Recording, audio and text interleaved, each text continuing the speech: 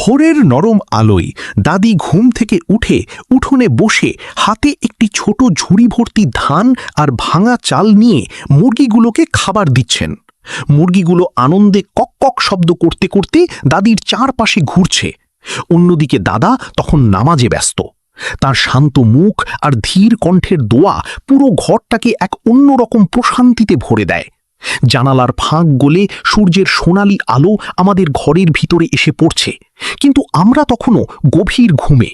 রান্নাঘর থেকে ভেসে আসছে মায়ের রান্নার সুগন্ধ। মা খুব ভোর থেকেই রান্নায় ব্যস্ত। কখনো ভাজির শব্দ, কখনো হাঁড়ির ঢাকনা খোলার শব্দে পুরো ঘর মুখর হয়ে আছে। আর সেই সাথে মা বারবার ডাকছেন, এই ওঠো, আর কত ঘুমাবে, আজ কিন্তু হাঁটে যেতে হবে। কিন্তু ভোরের মিষ্টি ঘুম ছাড়তে আমাদের বেশ কষ্ট হচ্ছিল। ঘুম চোখে উঠেই দেখি পুরো বাড়িতে ঈদের আগমনের এক অন্য রকম আনন্দ। সবাই ব্যস্ত, সবাই খুশি। আমরা সবাই একসাথে সকালের নাশতা খেতে বসি। সকালের সেই পারিবারিক মুহূর্ত যেন এক টুকরো সুখের ছবি। খাওয়া শেষে আমি, আমার বোন, বাবা আর মা কুরবানির পশু কিনতে হাটে যাওয়ার জন্য প্রস্তুত হতে শুরু করি। নতুন কাপড় না হলেও পরিষ্কার সুন্দর পোশাক পরে আমরা রওনা দেই।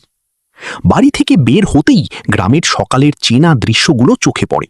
কাঁচা রাস্তা ধরে মানুষজন দল বেঁধে হাটের দিকে যাচ্ছে।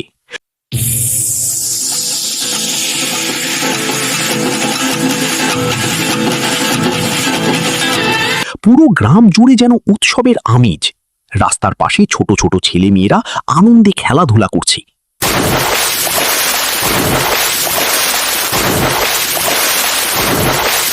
কারো হাতে দড়ি, কারো সাথে গরু বা ছাগল, অনেকেই আবার নিজেদের পণ্য নিয়ে বাজারে যাচ্ছে। আমরা ধীরে ধীরে হাটের কাছে পৌঁছে যাই। দূর থেকেই মানুষের কোলাহল আর পশুর ডাক শোনা যাচ্ছে। হাটে ঢুকতেই দেখি উপচে পড়া ভিড়। এত মানুষ যে ঠিকমতো হাঁটারও জায়গা নেই। কেউ গরু দেখছে, কেউ ছাগল, কেউ আবার দরদাম করছে জোরে জোরে। হাটের চারদিকে এক অদ্ভুত প্রাণচাঞ্চল্য। বাবা খুব মনোযোগ দিয়ে পশু দেখছেন। আমরাও ঘুরে ঘুরে ছাগল দেখতে থাকি।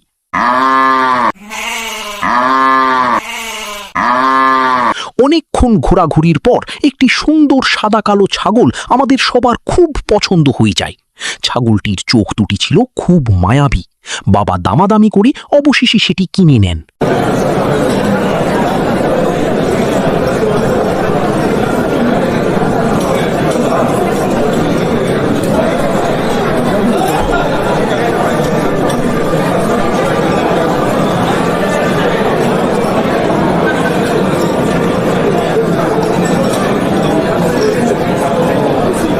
আমরা সবাই খুব খুশি হয়ে যাই। মনে হচ্ছিল যেন নতুন কোনো অতিথিকে বাড়িতে নিয়ে যাচ্ছি।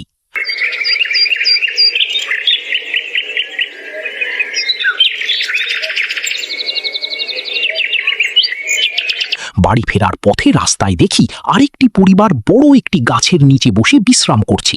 তাদের সাথেও একটি ছাগল।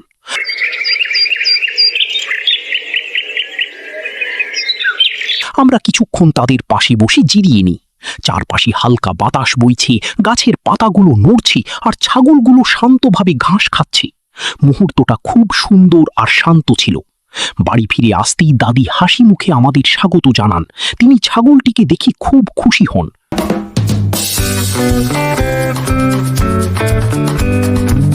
বাবা আর মা ছাগলের জন্য আলাদা একটি ছোট ঘর তৈরি করেন।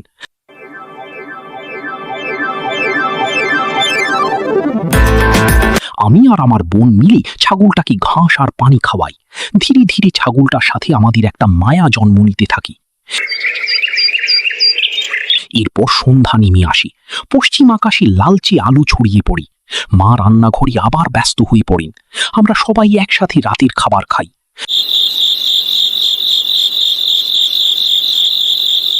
খাওয়ার পরও আমি বাইরে গিয়ে ছাগলটাকে দেখে আসি। ওকে একা রেখে আসতে মন চাইছিল না। তারপর ধীরে ধীরে রাত গভীর হয়। আমরা সবাই ঘুমিয়ে পড়ি। পরদিন ভোরে আবার নতুন দিনের শুরু। আমার বোন ছাগলটাকে ঘর থেকে বের করে আনে।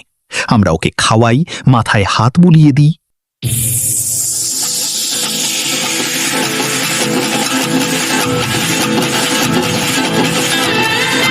দাদার পাশে বসে গল্প শুনি। দাদা আমাদের ছোটবেলার ঈদের গল্প শোনান।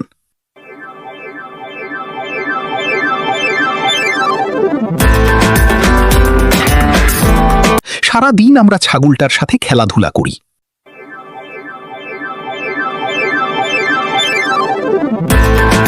দাদিও আমাদের আদর করেন, গল্প শোনান।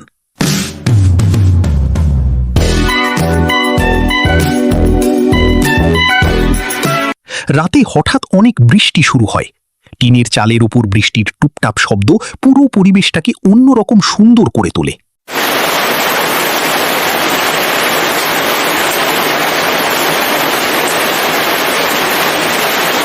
মা রান্না করেন,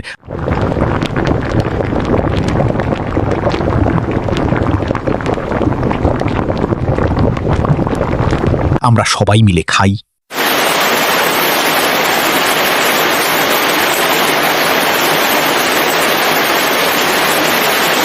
এরপর ঈদের নতুন পোশাকগুলো গুছিয়ে রাখি।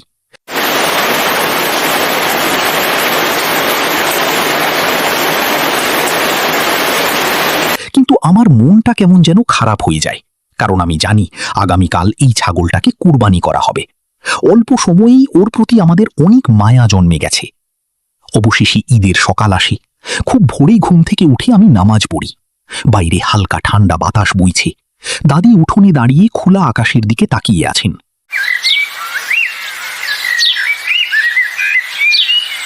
আজ ঈদ, চারদিকে আনন্দ।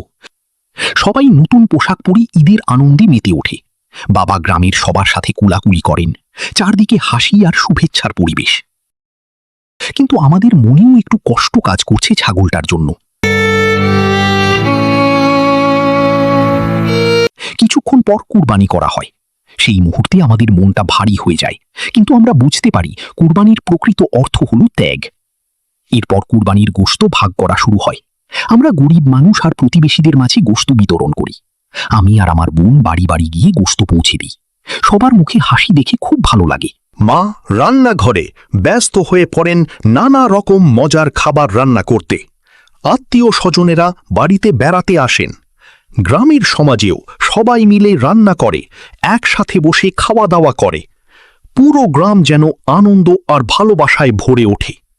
এক সময় সন্ধ্যা নেমে আসে। সারাদিনের দৌড়ঝাঁপ আর পরিশ্রমে আমরা সবাই ক্লান্ত হয়ে যাই।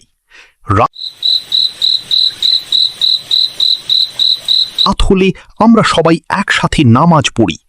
তারপর সৃষ্টিকর্তার কাছে কৃতজ্ঞতা জানাই এমন একটি সুন্দর, আনন্দময় এবং ভালোবাসায় ভরা দিন উপহার দেওয়ার জন্য। সেই রাতের আকাশে চাঁদটা যেন আরো উজ্জ্বল লাগছিল, আর আমাদের মন ভরেছিল স্মৃতি, ভালোবাসা আর শান্তিতে।